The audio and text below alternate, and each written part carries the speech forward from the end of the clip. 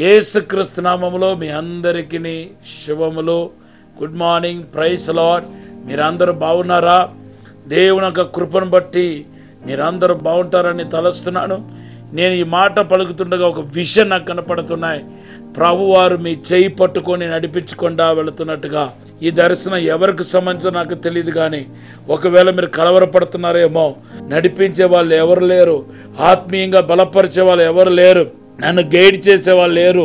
నేను భవిష్యత్తు గురించి ఎటువంటి నిర్ణయం తీసుకోవాలో నాకు తెలియట్లేదు, నన్ను బలపరిచే వాళ్ళు ఎవరు లేరని మీరు కలవరపడుతున్నారేమో. ప్రభు చెప్తున్నాడు కదా, నేను నిన్ను చేయబట్టి నడిపిస్తాను, నిన్ను తాయింకి నడిపించేవాడు నేనే అని ప్రభు చెప్తున్నాడు. అంతేకాదు, ఈరోజు మీకు దేవుడిచ్చే వాగ్దానం ఏంటంటే, యెషయా గ్రంథం 48వ అధ్యాయం 17-18 వచనం దేవుడు వాగ్దానం చేస్తున్నాడు. దేవుని బిడ్డలారా, మనం కొన్ని రోజులుగా పునరుద్ధానుడు యేసుక్రీస్తు పునరుద్ధానం పొందిన తర్వాత శిష్యులకు ఇంకా ఆయన వెంబడించిన భక్తులు కలిగిన ఆశీర్వాదాల గురించి ధ్యానం చేసుకుంటా వస్తున్నాం. శిష్యులు ఒకటి యేసు ప్రభు దగ్గర అడుగుతున్నారు.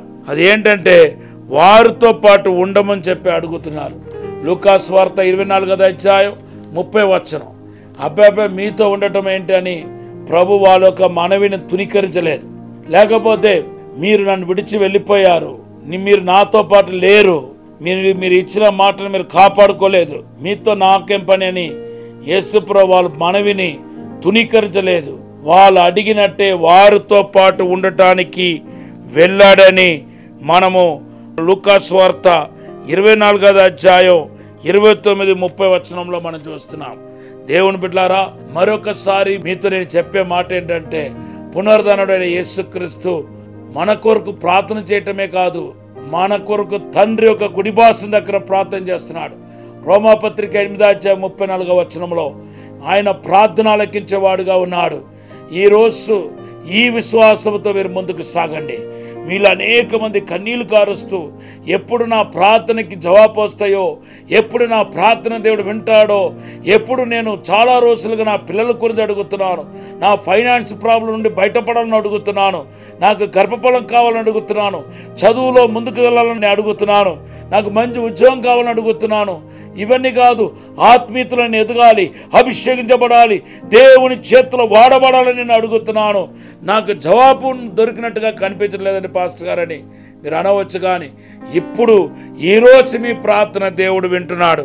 బైబిల్లో దాదాపు అందరూ ప్రార్థన విన్నట్టుగా మనకు పరిశుద్ధ గ్రంథంలో కనబడుతున్నాయి.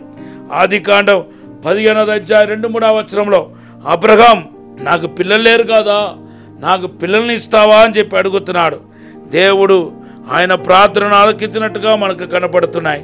దేవుడు నామానికి స్తోత్రం. 17వ అధ్యాయం 1-5లో వాగ్దానం ఇచ్చాడు. అలాగే దేవుడు ఆయనకు బిడ్డనిచ్చినట్టుగా మనకు కనపడుతున్నాయి. అలాగే దావీదు చేసిన ప్రార్థన కూడా దేవుడు విన్నాడు. దేవుడు నామానికి స్తోత్రం. 2 సాముయేలు 24వ అధ్యాయం 10-25. అఫ్కోర్స్ తన కోసం కాదు, తన దేశం కొరకు ప్రార్థన చేశాడు, దేవుడు ప్రార్థన విన్నాడు. అలాగే సాలొమోను చేసిన ప్రార్థన దేవుడు విన్నాడు.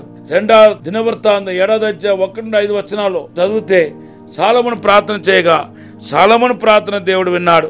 అలాగే కొత్త నిబంధనలో మనం చూస్తే దేవుని బిడ్డల కనానీయ స్త్రీ యొక్క ప్రార్థన దేవుడు విన్నాడు. మత్తయి సువార్త 15వ అధ్యాయం 22-28 వచనాలు. ఇలాగ చెప్పుకుండా ఉండాలంటే చాలా విషయాలు ఉన్నాయి. చాలా మంది ప్రార్థన దేవుడు విన్నాడు. ఈరోజు ఇవన్నీ నేను చెప్పినంత ఒక్క వంత అయితే, ఇప్పుడు నేను చెప్పబోతున్న విషయం ఏంటంటే, మీ ప్రార్థన దేవుడు వినబోతున్నాడు. మీ ప్రార్థనకి జవాబు రాబోతున్నాయి. మీకు త్వరగా అద్భుతం జరగబోతున్నాయి. దేవుడు ఇచ్చే జవాబును క్రియారూపంలో అతి త్వరలో మీ ఇంటిలో, మీ కుటుంబంలో, మీ పరిచర్యలో మీరు చూడబోతున్నారు. ఇది ప్రవచన వాక్కుగా మీరు భావించండి. దేవుడు ఈ మాటను ఆశీర్వదించినగాక. ఒక చిన్న ప్రార్థన చేస్తాం. పరిశుద్ధము నమ్మకమైన పరలోక తండ్రి, నీకు వందనాలు, స్తోత్రాలు ప్రభా. అయ్యా తండ్రి, ప్రార్థన ఆలకించువాడా, నీ బిడ్డలను నా యొక్క విశ్వాసాన్ని పుట్టించి ప్రార్థనలో బలపడలాన సహాయం చేయండి. ఇప్పుడే దైవిక ప్రసన్నముతో నింపండి, దైవిక మహిమతో నింపండి ప్రభా. మీరే బలపరచమని, తాకుమని యేసు నామములో అడిగి వేడుకుంటున్నాము తండ్రి. ఆమేన్. Have a blessed day. God bless you. ఈరోజు దేవుడు ఇచ్చిన వాగ్దానం ఇర్మియా గ్రంథం 33:3-6. God bless you.